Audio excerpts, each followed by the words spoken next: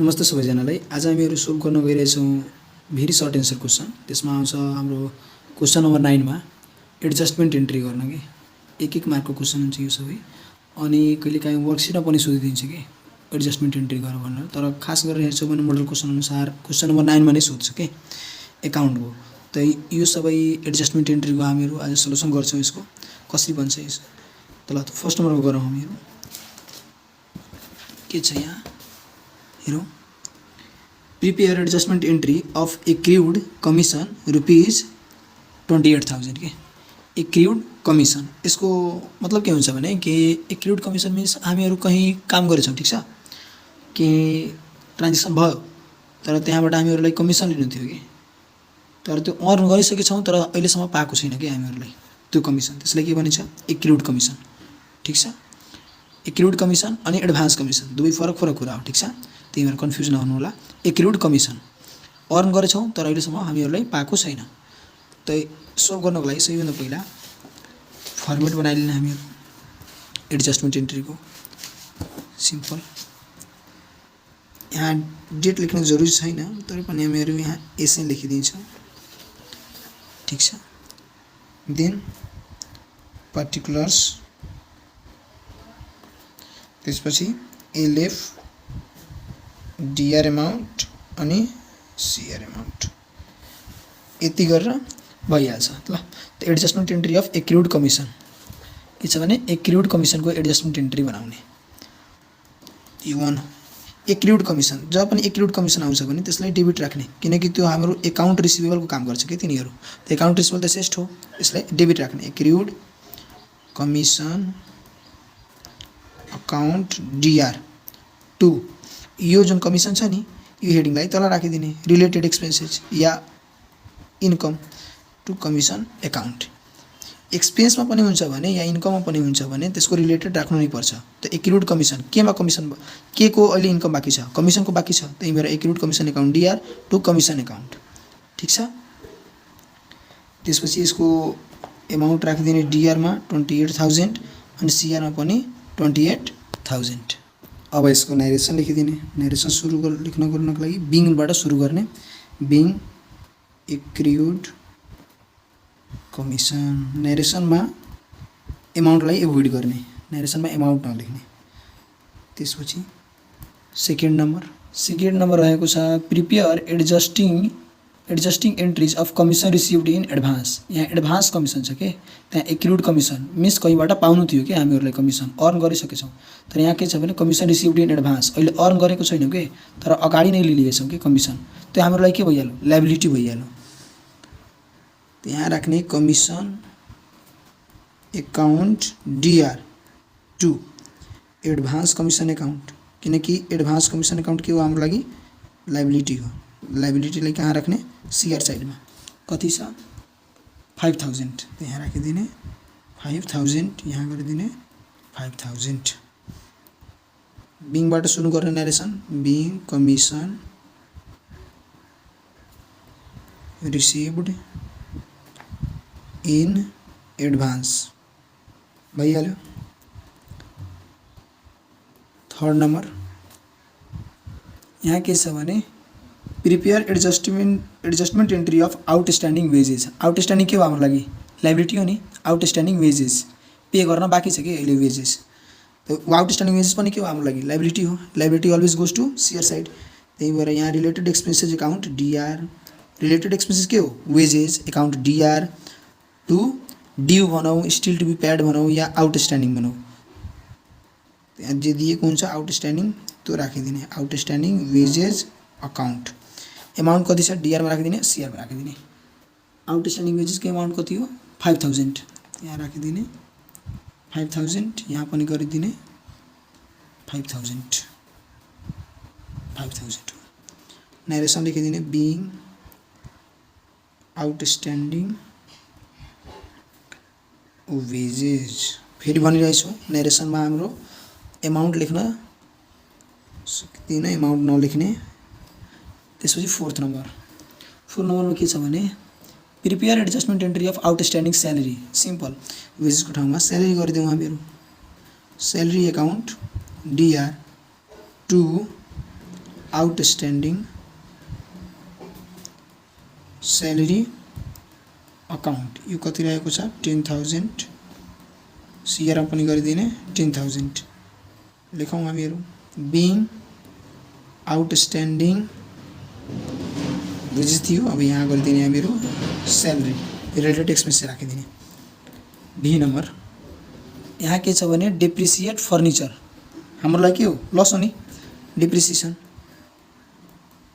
त्यो depreciation account DR loss expenses यो सबै आउँछ कहाँ राख्ने डिआर साइडमा 2 related expenses related asset depreciation आउँछ नि त्यो रिलेटेड एसेस्ट कुन एसेस्टबाट काटेको छ यसलाई फर्निचरबाट त 2 फर्निचर अकाउन्ट कति हो 10,000 यहाँ गरिदिने डेबिटमा 10,000 एन्ड क्रेडिटमा पनि 10,000 नरेसन लेख्ने बिङ डेप्रिसिएसन चार्ज्ड अन त्यो एसेस्टको नाम related expenses being depreciation charge on furniture यस्तै यहाँ 6 नम्बरमा रहेको छ prepare adjusting entry for salary payable यो लेखिन लिउँ आउटस्ट्यान्डिङ होस् या फिर पेएबल होस् ड्यू होस् स्टिल टु बी पेड होस् सबैलाई के भन्ने सबै हाम्रो लाइबिलिटी हो क्या हाम्रो लागि सीआर को काम गर्छन् के यिनीहरू एडभान्स होस् ठीक छ मिस एक्सपेन्सेसमा ठीक छ एडभान्स प्रिपेड ठीक छ यो सबै केमा काम गर्छ डिआर फेरि होइन कि एडभान्स कमिसन पेड होइन त्यस्तो होइन कि जस्तै सरी मैले के भन्न खोजेँ कि एडभान्स कमिसन छ भने या प्रिपेड रेन्ट छ भने यो सबै कुरा हाम्रो लागि के हुन्छ भने एसेस्ट हुन्छ के पहिला नै गरिदियो कि हामीहरू पेड तर त्यही रिसिभमा आएछ भने त्यो इन्कम भइहाल्यो जस्तै एडभान्स कमिसन रिसिभ त्यो हाम्रो लागि के भइहाल्यो लाइबिलिटी भइहाल्यो कि कमिसन रिसिभ अहिले कमाएको छैन कि कमिसन तर अगाडि नै लियौँ त्यो हाम्रो के हो लाइबिलिटी त्यो सिआरमा काम गर्छ तर हामी छौँ यस्तो लेख्छौँ भने एडभान्स रेन्ट पेड क्वेसन यस्तो आइहाल्यो कि त्यो हाम्रो लागि एसेस्ट हो कि अगाडि नै पे गर्नु थियो अगाडि पे गर्नु छ हामीहरूलाई ठिक छ पछि गरेर तर हामीहरू अहिले नै पे गरिदियौँ के त्यो हाम्रो लागि एसेस्ट भइहाल्यो नि त त्यस्तै हुन्छ प्रिपेड रेन्ट के पछि गएर पे गर्नु थियो तर हामीहरू अगाडि नै पे गरिदियौँ कि त्यो प्रिपेड हो कि हाम्रो लागि एसेस्ट हो यो सबै कुरा आउँछ भने गर्ने त्यहाँ के छ भने prepare adjusting entry for salary payable त स्यालेरी पेएबल पनि के हो हाम्रो लागि आउटस्ट्यान्डिङ जस्तो नै हो सिआर सिम्पल यहाँ राख्ने भिआई रिलेटेड एक्सपेन्सेस के हो salary account DR 2 salary payable account कति छ स्यालेरी पेएबल कति छ 20,000 यहाँ राखिदिने 20,000 डिआर साइडमा अनि सिआर साइडमा पनि 20,000 बिङ स्यालेरी पेएबल भइहाल्यो त्यसपछि 7 नम्बर क्वेसन ठिक छ 7 नम्बरमा के छ भने दिएको छ आउटस्ट्यान्डिङ वेजेस र वेजेस पेएबलको भनी बनाऊ सिम्पल आउटस्ट्यान्डिङ वेजेस सिम्पल त्यस्तै भन्छ वेजेस अकाउन्ट डिआर ठिक छ 2 आउटस्ट्यान्डिङ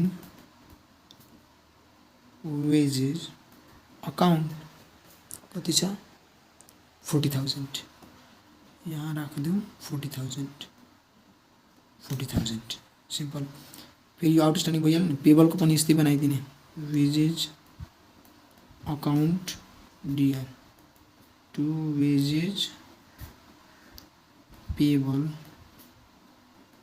अकाउन्ट कति हो 40,000 यो कति हो यो पनि 40,000 ठिक छ नरेसन लेख्नको लागि being outstanding wages being wages payable being wages payable being के भइहाल्यो आउटस्ट्यान्डिङ वेजेस यस्तै अब रहेको छ 7 को 2 नम्बर प्रपोज डिभिडेन्ड त म यहाँ राख्छु 7 को 2 नम्बर यो 7 को फर्स्ट नम्बर थियो कि 7 को फर्स्ट नम्बर थियो, यो 7 को 2 नम्बर। यो पेज नम्बर 196 मा रहेको छ अस्मिता पब्लिकेसनको ओल्ड इज गोल्ड, त्यसैको सल्युसन गर्न गइरहेछु म। ल त 7 को 2 हो के।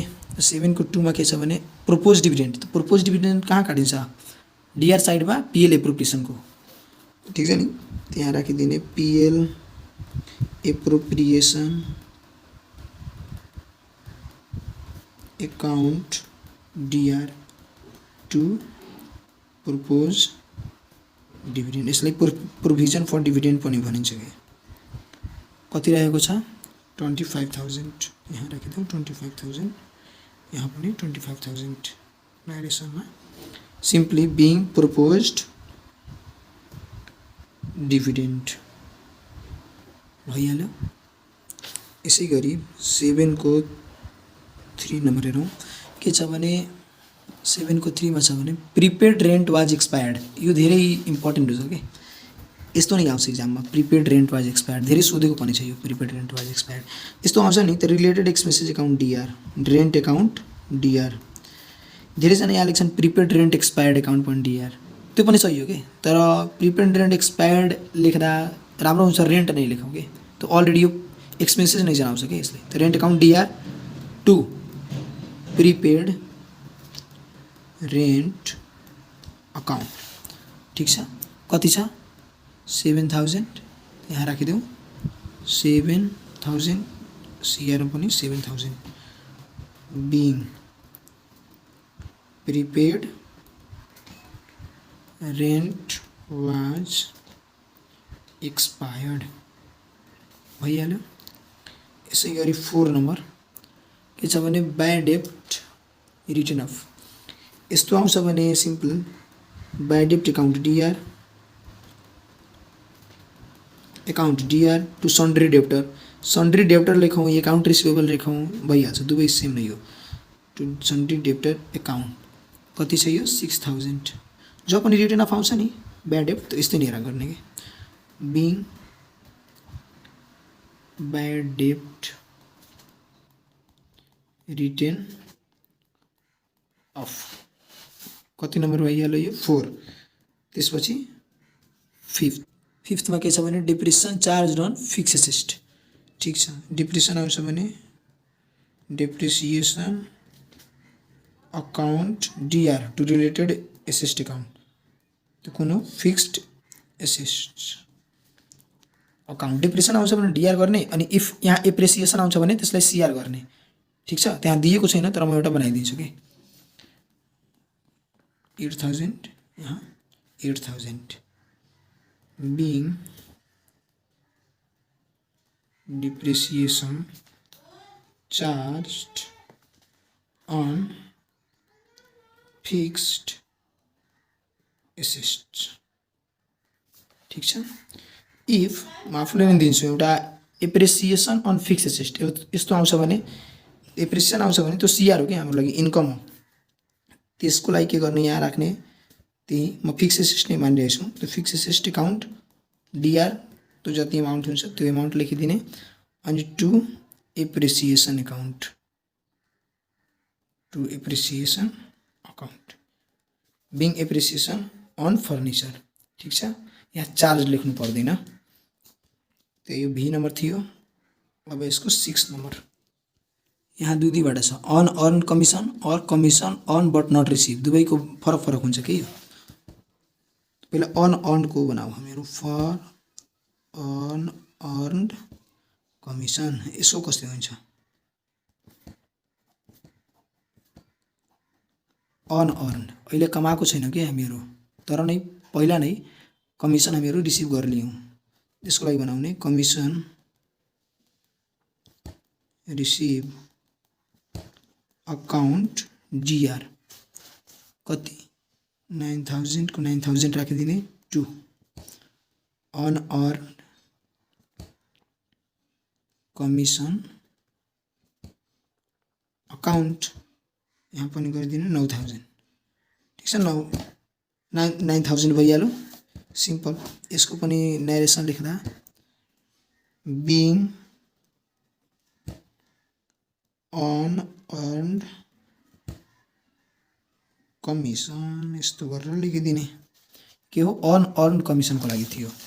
तर अर्को पनि छ नि त यसमा commission earned but not receive earn गरेर लिएछौँ तर अहिलेसम्म पाएको छैन कि हामीहरूलाई त हाम्रो लागि सिस्ट हो नि त। अब मैले भने त्यसको नाम के हो accrued commission account accrued commission account DR to related commission account related यहाँ राखिदिउँ कमिसन अकाउन्ट ठिक छ। Accrued commission account DR to commission account कति रहेको छ यो पनि 9000 त यहाँ लेखौँ 9000 अनि यहाँ पनि लेखौँ 9000 नरेसन लेखौँ being commission earned but not received. यसै गरी यहाँ मेरो सबै एडजस्टमेन्ट एन्ट्रीको कम्प्लिट गरेर ल्याउँ। यही नै छ इम्पोर्टेन्ट हेर्ने हो भने यो नोट चाहियो भने यो सबै त टेलिग्राम च्यानलमा जोइन हुनु होला त्यहाँ मैले सबै अपलोड गरिदिएछु त्यहाँबाट पाउन सक्नुहुन्छ ल। ठिक छ हस्।